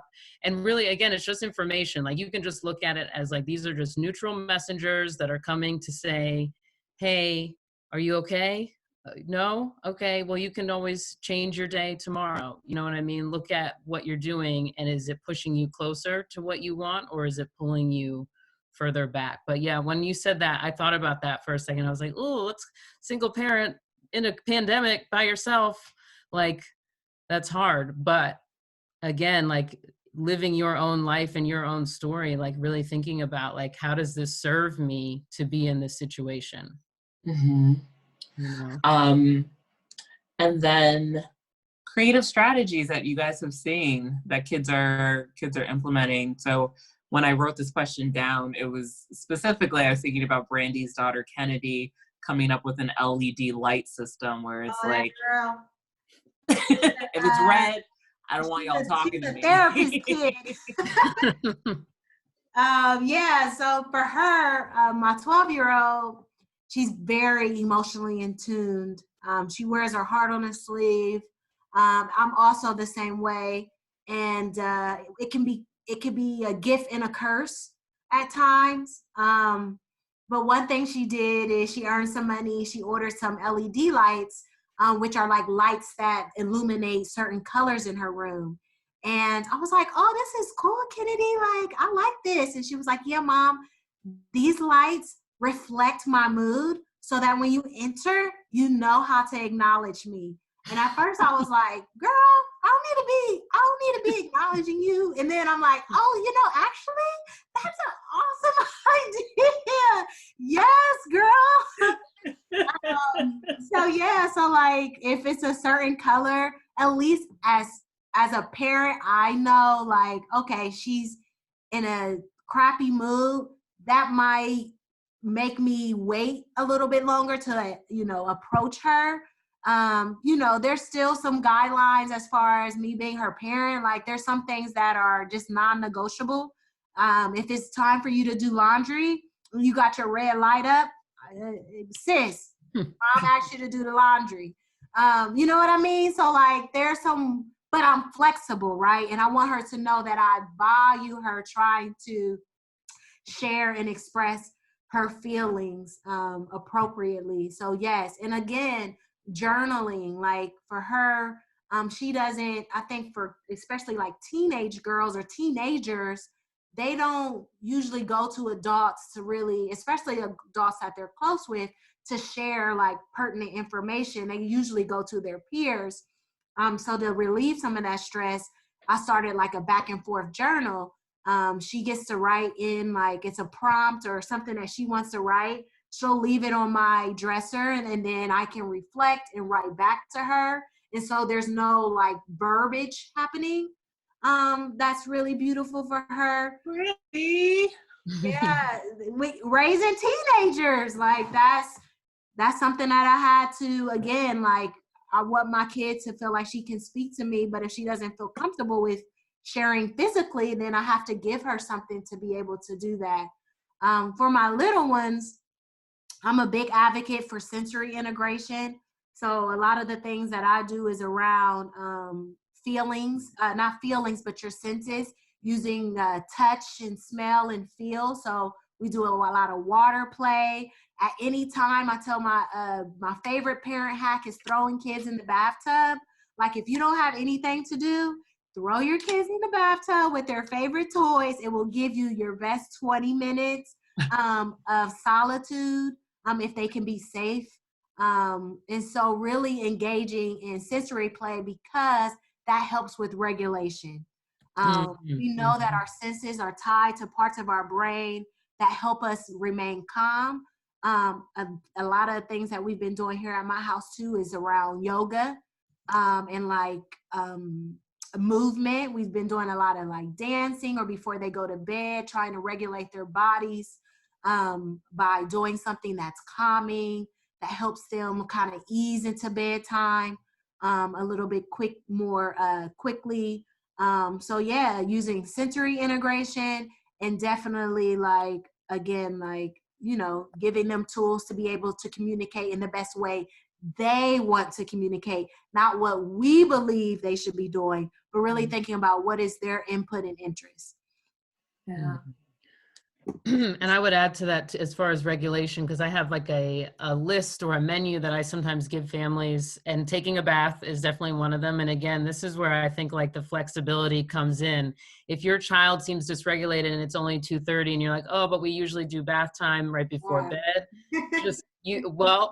It is what it is, run that bath and do what you need to do to bring in regulation. I would also, I talked a little bit before about like eating, usually crunchy foods. I don't know, Brandy, too, if you do that, like you have specific snacks like crunchy or applesauce or something like that. And the bottles that kids have, a lot of kids, they go to school with those Contigo bottles with the flip up straw. Drinking through a straw is really regulating, I think, because it reminds them of nursing. So that's something that you can do with them. I do a lot of like bubbles and balloons with kids. So we're playing, but we're breathing. And so we're thinking about, I got to take a big breath to get as many balloons or as many bubbles. I've taught many of 4-, 5-, and 6-year-old how to blow up balloons. Who really couldn't do it before because they were breathing from either just their chest or their throat. And so we talk about, you got to breathe from your belly, get a big breath, and then you got to push it all the way out, push, push, push, push. And that kind of just helps, and again, it's playful. And when kids are engaged in play, I think it's one of the few states where like both like the hyper and hypo aroused kind of meet, and so that you can kind of practice a little bit more of that regulation, which is really helpful. And for the older kids, like you said, Brandy, too, like journaling, when you write how you're feeling, it engages the left side of your brain, and the feelings are on the right side. And again, that's that integration piece where you can kind of bring both of them together. And you can do it with little ones too. You can scribble like, oh, I'm feeling, mad right now. And that's a way to regulate through it. So you can really do that with, you know, any age, bringing in the left and the right brain. But there's so many things. And I think if you notice, like we talked before about like being intentional and being mindful, noticing how your kids are already kind of seeking out regulation. Kids naturally, they have like this inner wisdom where they kind of are drawn to certain things that kind of help them regulate. So they'll, you know, maybe they roll on the floor, they do things sometimes that you're like, what are you doing? You look crazy right now. But something about that for them is soothing and regulating. And so bringing that, like jumping on a trampoline, you know, I don't know how many, you know, of you guys have access to either one of those little ones or that you can go outside. I even have right here on my desk, one of those resistance bands. And I saw your Koosh earlier. Yeah, I have a client who loves to just like, she wants to feel strong. So she'll like just pull on this resistance band. And if you're feeling tense or if you have a lot of energy, like this is a really healthy way to just kind of like work it out, quite literally. Yeah. And I have a little ball. This is my like public speaking ball. So whenever I do a talk or something, like I always have like a Koosh in my hand, because it's just like nice to go back and forth, you know. So there's so many cool ways. Again, like your kids are probably already doing a lot of regulation. So just kind of getting curious about like, oh, how is that helping you right now? How is, you know, running up and down the stairs? Oh, do you feel your heart racing? Like, do you really need to feel your heart right now? Like, ooh, like again, checking in with the body is a great way to get that regulation. And Malia, the power of play. Like we didn't touch on that a lot, but play, even with older children, it's really the framework for all learning, and really engaging in open-ended, child-directed play where they're taking the leads and that you're there just nurturing and as an active participant. There's so much beauty and so much teaching that can come out of just play moments. So I always hashtag play matters. Because for my kids, I do most of my feeling identification and the positive attention principle, and like some of the things that I want to prepare them for are through play, even describing, and like, you know how much learning can happen from like being able to describe what they're playing with, or really just being a narrator to their experiences. It's so validating for them. It's very, it's a bond that you can, it's a way that you can literally bond with your child. And it doesn't take a large amount of time to play. When I talk to parents, I'm like, if you can give your child a minimum of 10 undivided minutes where you just put your phone down, put your computer down and say, hey buddy, what do you want to play with? And then they pick something and you're just there. And you're just saying what they're doing, and you're not telling them what to do. You're just letting them play. That's an intervention within itself. That's, I mean, I feel like you just illustrated beautifully like why I love play therapy. That's why I know you. I was like, it's the process. Like you get to see and experience and feel like they're going to bring you into it. If you allow yourself to be attuned to your child, they're going to bring you in to their world and show you what it's like to be them. Yeah. And then you, like you said, then you can like name and start to give vocabulary. Like, how am I feeling? Well, I'm feeling a little scared right now, or I'm feeling, this is exciting. There's going to be a party. Like, I can't wait to go. Like all these things that your child is going to project out into the world. And again, like you said, like computers, phones aside, like just that, like they'll drop in and they'll have those LOL dolls, you know, with the, you know, whatever, they're going to a party or they're going on the camper or whatever it is that those, you know, whatever it does. But it's so illuminating to see really what your child is going through and experiencing through play. And it's really, it's like safe for them because they get to project it onto the toy. So it's not like, oh, I feel this. It's like, no, the little LOL doll feels this, or this little person feels that. So It's how yeah. we get a lot of kids to process trauma, you know, is through play. I mean, play is just such a beautiful tool. There's a question. Would you guys be willing to share a list of tools that parents can use for regulation? You guys mentioned bubbles, baths, crunchy snacks, drinking through a straw, different types of play. Are there anything else? Is there anything else that you would add that parents can use? Have a list. And I'll try to see if I can link it. So if you have a yoga ball as well, bouncing on a yoga ball, doodling, playing music. And I would also recommend people look up, if you want your child to upregulate, which means like if they're like withdrawing or they're going in their room and you're like, I need you to like wake up, you want to look up upregulation. You can just type that into Google, but then you have your kids who sometimes have a hard time winding down. And so what you are looking for is like down regulation. So like at nighttime, you want to think about, we talked about the bath, but also like turning down the lights or turning off a few lights in your household to just kind of try to signify to the brain, like it's time to we're winding down, like the lights are going off, we're going to talk softer. You know, maybe you start whispering around 7:30 just to give the message like we are down regulating right now. But and the breathing thing again, like, you know, I have this one of the classes I took and I never forgot it. They said like you have to put your own oxygen mask on first, right? When you go on a plane, they say take care of yourself before you do anything else. Come back to yourself. If you're trying to help your child regulate, check in with yourself first and see, what do I need? Do I need a big breath? Do I need to sit on the floor? Because sometimes we can feel so spacey, so like, this is way too much for me. I'm overwhelmed. I just want to go away. Maybe you need to like literally ground and like sit on the floor. Like I've done that even with my teenage clients. Like, I'm just like, do you want to just lay on the floor and like feel ourselves attached to the ground? So there's so much out there, you know, as far as regulation goes. But yeah, Brandy, what's on your list? I got massages, bear hugs, animal walks, wall pushes, you know. What are animal walks? Animal walks is like walking like a frog, like hopping like a frog, or bear crawling. Crab walk.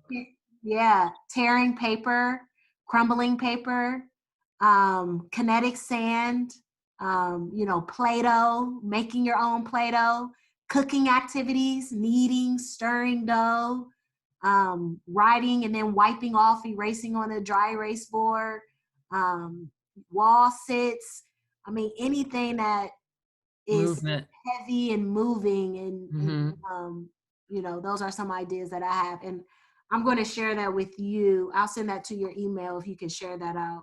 Yeah, definitely. So this is being recorded, so I will put it on modernmia.com. Another question I had from someone in the audience: is there a great book you all would recommend for the topics we're discussing, i.e., children regressing, behavioral issues, anger? What are some books that you can direct people to read right now? I have so many. I have so many. I was like, the first one that comes to mind and like a go-to often for me is The Whole Brain Child by Dan Siegel. Not spelled like my Siegel, but Siegel or something like that. If you just no relation. Yeah, The Whole Brain. I'll type it in the chat so people can see it. yeah.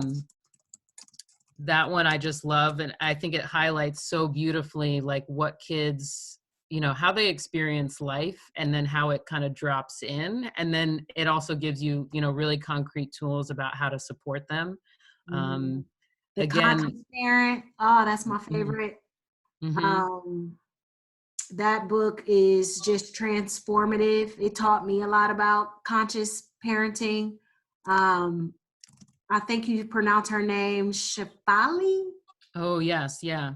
She did the Awakened Family too, right? Yep, she has a book, The Awakened Family, Mm-hmm. No Drama Discipline, or Conscious Discipline book, Mm-hmm. where it talks about approaches to discipline, but having kind of a conscious trajectory.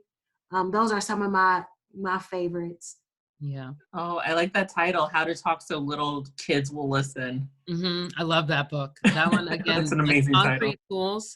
And I think the thing, and Brandy, I don't know if you've realized this too, like I feel like when I first started in the field, I was like, do this strategy. And like parents, like some things just don't resonate with you. And I think what's really important to keep in mind, and Brandy, you touched on this too before, when you said like trust your own instinct, and look at what you value. When you read these books, like take what works and then leave what doesn't, because there's going to be stuff that you're like, not in this house. Right. So then don't let it be in that house. Like you don't need to do it the way Dan Siegel does it. You don't need to do it, the way this author does it. You really just take what works, see what works for your family, what jives with you, what feels authentic and real for you and sustainable, because if it's sustainable, it's not going to work. Yep. But yeah, that's a big thing that I feel like even early in my understanding, I was like, oh no, they have to do this just this way. Like this is the only way. And I think that is, a drawback for me of not being a parent, is like, I haven't had those real life experiences in those really challenging moments. Like at the end of a 45-minute session, I can be like, all right, this was great. We did some great work. I will see you in 7 days. Yep. So yeah, I'm just really mindful of that. And, I want to offer that to other people too. It's just like you had said, Brandy, with grace, like just you're doing your best every day. Your best is going to look and feel different. And that's totally fine. Yeah. And we all have different households. We all have different values. What I like to say is take what works for you and your family and throw out the rest. And don't feel overwhelmed with doing all the things, because when you feel overwhelmed, what happens is you end up not being able to fulfill it all, so then you just give up. Instead, do small and simple. If there's just one thing that you want to practice more consciously, like how you respond to behavior or doing more play activities, try to do one of those things. Set a very small goal and then build upon that. But don't feel like you have to do all the things. And all things are adaptable to our families and our households. And that's okay. We're individuals. We're all unique. So really taking the pieces that, you align with. And the same with our ancestral values. A lot of the things for me was, I remember being parented a certain way, and I felt like I had to emulate that. But when I began the healing process with myself, I began to understand that some of those things worked for me, and I thought that they were great, and I want to implement that within my household. But some of my mom's passivity and some of the things that she did that didn't work so well, those aren't things that I want to bring within my family. And that's okay. My mom loved me and she did the best that she could, and she thought she was doing what was right. Now I know that that is not what I want to do. And so I'm going to consciously move forward in taking the pieces that will help my family and get rid of the rest, because our ancestors, the way they raised children is not how we're raising children in 2020. My mom had to survive parenthood. I can now thrive on parenthood. So, I don't have to take some of those traumas and burdens that she carried. She gave me the platform to be able to do it better. Woo! That is so amazing. I know that I told everyone in here 8 to 10, and I really appreciate the time that Malia and Brandy have given us, the insight that they've given us. I want to see, is there anyone out there who has a question that wasn't addressed earlier that they want to ask right now? I do. I have a quick question. Yeah, go ahead. Okay, so I had seen on Brandy's Instagram, I actually DM'd her. She had posted this thing and it was like, do you feel like you're yelling like out of control? Like it was like a whole list of stuff, and I'm like reading it as a single mom, and I'm like, yes, yes, yes, yes. And it was kind of disturbed, and I'm like, how do I fix myself? And then I know you're like rejuvenate or like find that time to like be yourself, but then I'm also a full-time college classes, and then I work as a paraeducator at a school right now, so I'm working 8 to 2 every day trying to provide to the kids online and working with parents and trying to help them so they're not going crazy at home, while also trying to care for my newly 2-year-old daughter here. So I don't really have time to wind down, and I'm like for instance, technically this morning it's like 4:45 and I'm finally finished with some of my homework, and I'm like, all right, I can relax. And then my daughter wakes up at 6:30 something, and I'm like, here we go. Like 2 hours of sleep and I'm rolling, and I'm like literally just living off of coffee. I'm like, how do I find the time to wind down, take care of myself? Because I'm trying to pour from an empty cup, but there's nothing to pour. Like I'm done. I'm exhausted. Yeah.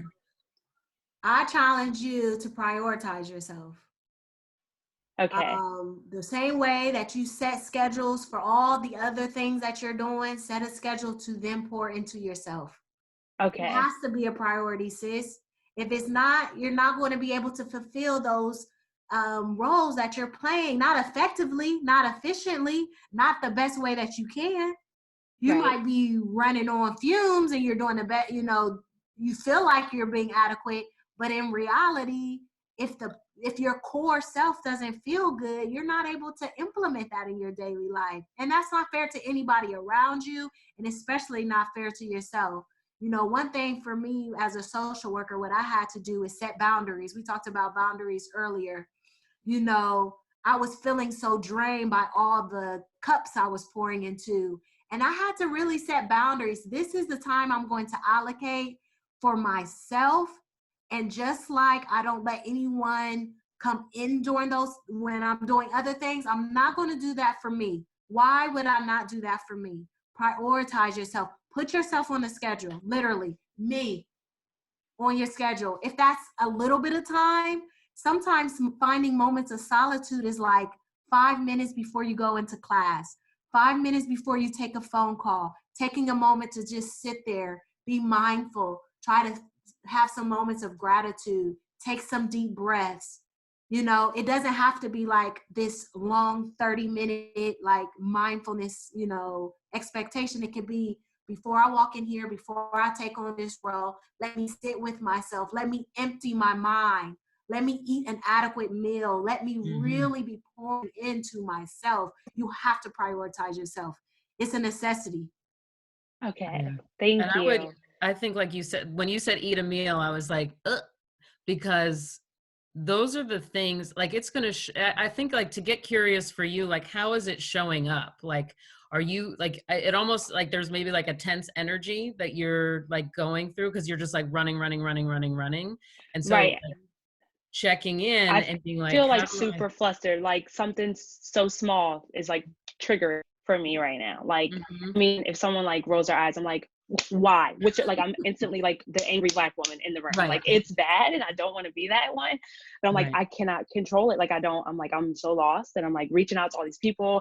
And that's when I was like, oh, my motherhood magic. I'm like, hi, are you available? Like I'm right. I'm like, I need help. Like something is not right. I need to get Right. myself together, Right. It's crazy.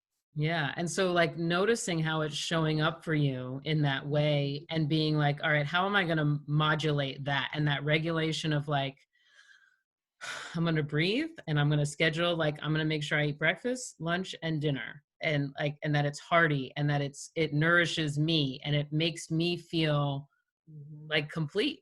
You know what I mean? Obviously easier said than done, but notice how it's showing up for you. And I think Brandy said it perfectly, is like, pencil yourself in, like you deserve your time just as much as anybody else does. You do.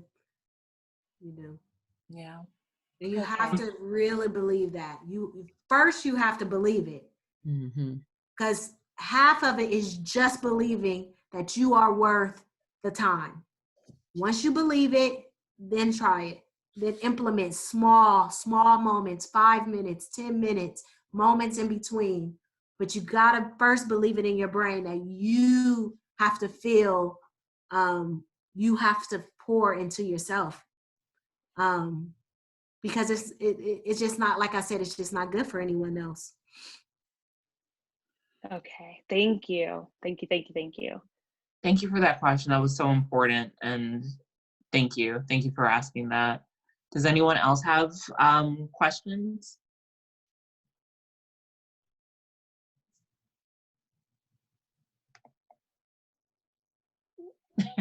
Okay. So then what I like to do before we leave is to go around the room and share something that we're taking away from this conversation and then an offer.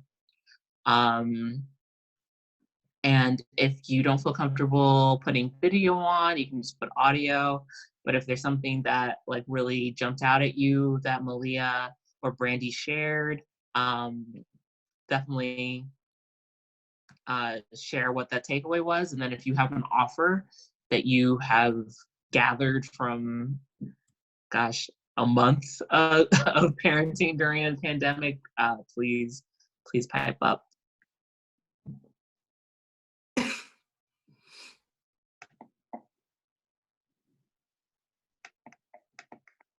I'll go first. It's quiet, so I'll go first. One thing that really stood out to me was a lot of positive self-talk, especially for the single mom life out here. Because I know when I'm sitting in my room, like, oh my God, like I'm a failure right now. Like this is awful. Like, you know, I'm like, I'm speaking, I'm claiming it when I shouldn't be. And I could really be like, I'm a superwoman right now. Like I'm doing this thing. I'm in school. I'm out here about to get my life together. We about to have, like, you know, I could really be doing this, but then I sit there and I like sit in my guilt. Like I guilt trip myself. And so I'm taking tonight. I'm claiming it. Positive affirmations. Like I'm superwoman out here. Which y'all want me? Like, you know, I'm ready. I feel amazing already. Like just saying these words. It's something that I don't say on a regular basis at all. So that really stood out to me. Yeah. Nitra, thank you so much. And are you okay with what I feel like doing right now, which is just like I just want to speak into you right now. It's like what I feel called to. You are so worthy. You're so beautiful. You're powerful, courageous. You are everything.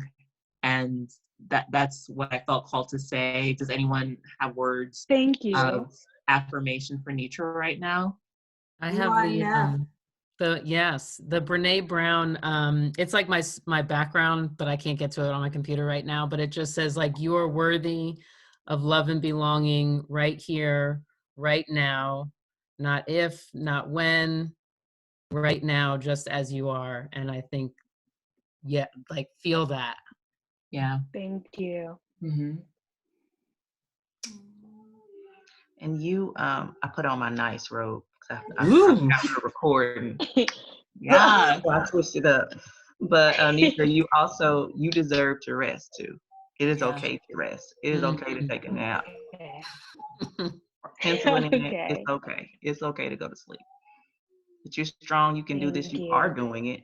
But just prioritize yourself. You can do it even at a better level. Mm-hmm. Thank you. Yeah. Anyone else have anything for Nitra?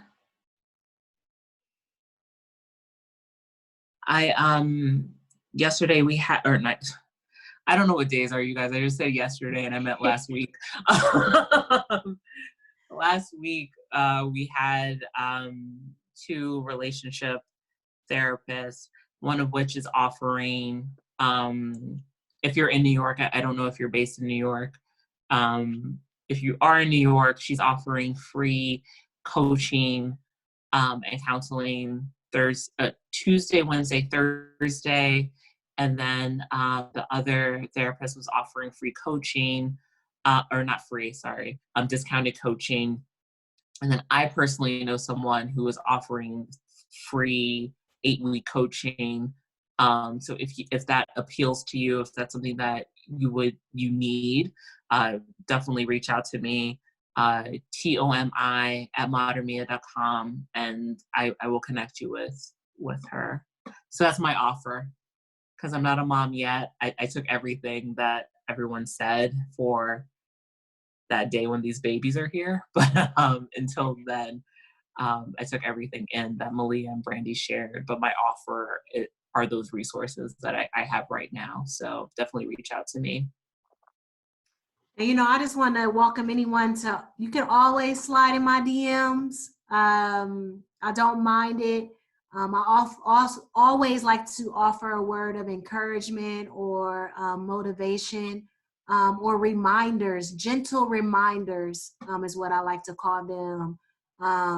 The biggest thing that you can do for yourself is advocate for yourself, is asking the hard questions, is reaching out for help, asking people who are the experts in that field. You know, I'm here. Nitra, you can always slide in my DMs and I can remind you to prioritize yourself. That's my challenge to you. It is to really prioritize yourself, because I remember you told me that, and I don't want you to ever feel inadequate. Like you know, we live in a society where we just always feel like we have to be running, but there's so much beauty in recovery and rest. Like we forget that. Like we always feel like we have, I mean, even women, we're hardwired just to be going, but there's so much beauty in just recovery. We have to have that peace. We have to value that just as much as we value doing stuff and completing tasks and achieving goals. There's another side of that. Oh, that's beautiful. And Malia shared her email address. If you Nitra, follow, oh, hey, sorry. Oh, sorry, no, I just like chimed in. I was tucking someone in, but I wanted to say I'm rooting for you. Thank you. Empathize and sympathize, and you can absolutely do it. You can. Thank you. And I think prioritizing and taking time to breathe and, you know, alternating between those two things are going to help you. It's something that I'm learning to do, but it's been helpful. It's been hard, but it's been helpful. And you can do it. Like, I'm rooting for you. I like heard bits and pieces as I was like, you got this. Thank you so much. You are more than capable of doing it. And give yourself grace. Even if you have a day that you mess up, like Brandy was saying, like Malia was saying, even if you have a moment like that, you know, give yourself grace. Know that you're trying your absolute best. Truly. Thank you. Y'all, I'm too dehydrated to cry. Otherwise, I would. It's all this wine I've been drinking for the last 2 hours. It's all the wine. I'm sorry. Gotta prioritize hydration. Hydration is so important, you guys.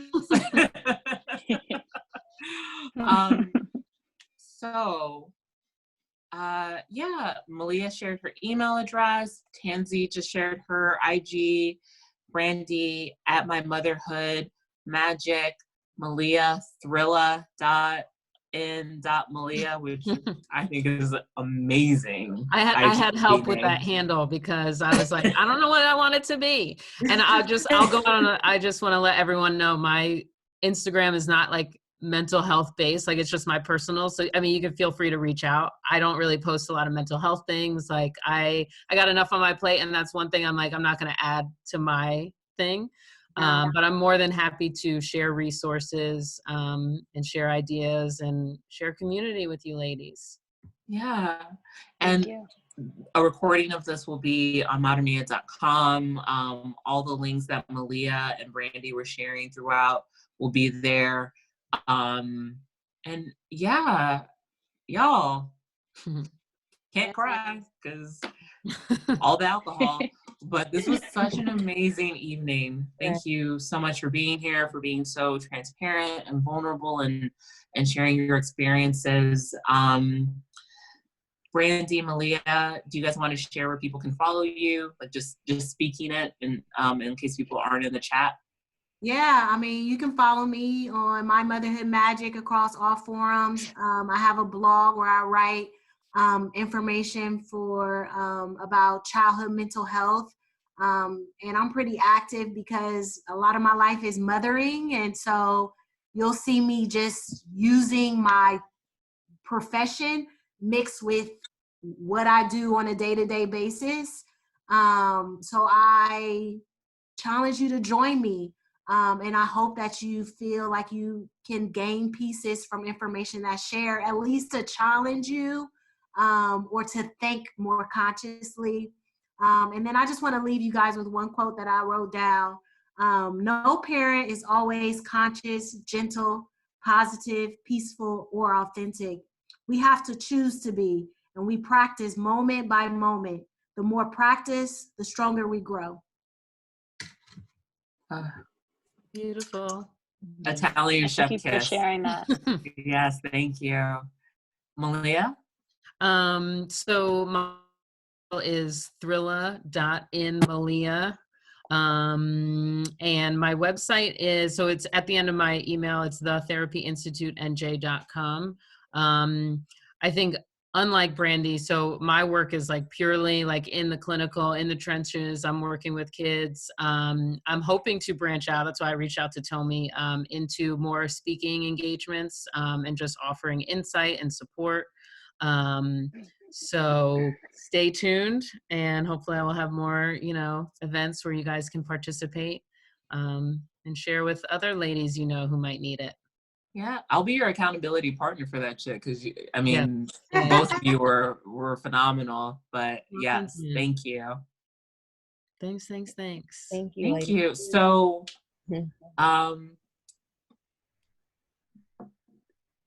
I How thought do I we couldn't want to cry, do? We but want it's to about like to do a happen. fist bump? Do we want to do like a high five? Do we want to like have a heart share? I don't know. This is Maybe, amazing. let's do a hug. Everyone take your hand, wrap it around your body, give yourself a big hug, and just imagine it's coming from. Good.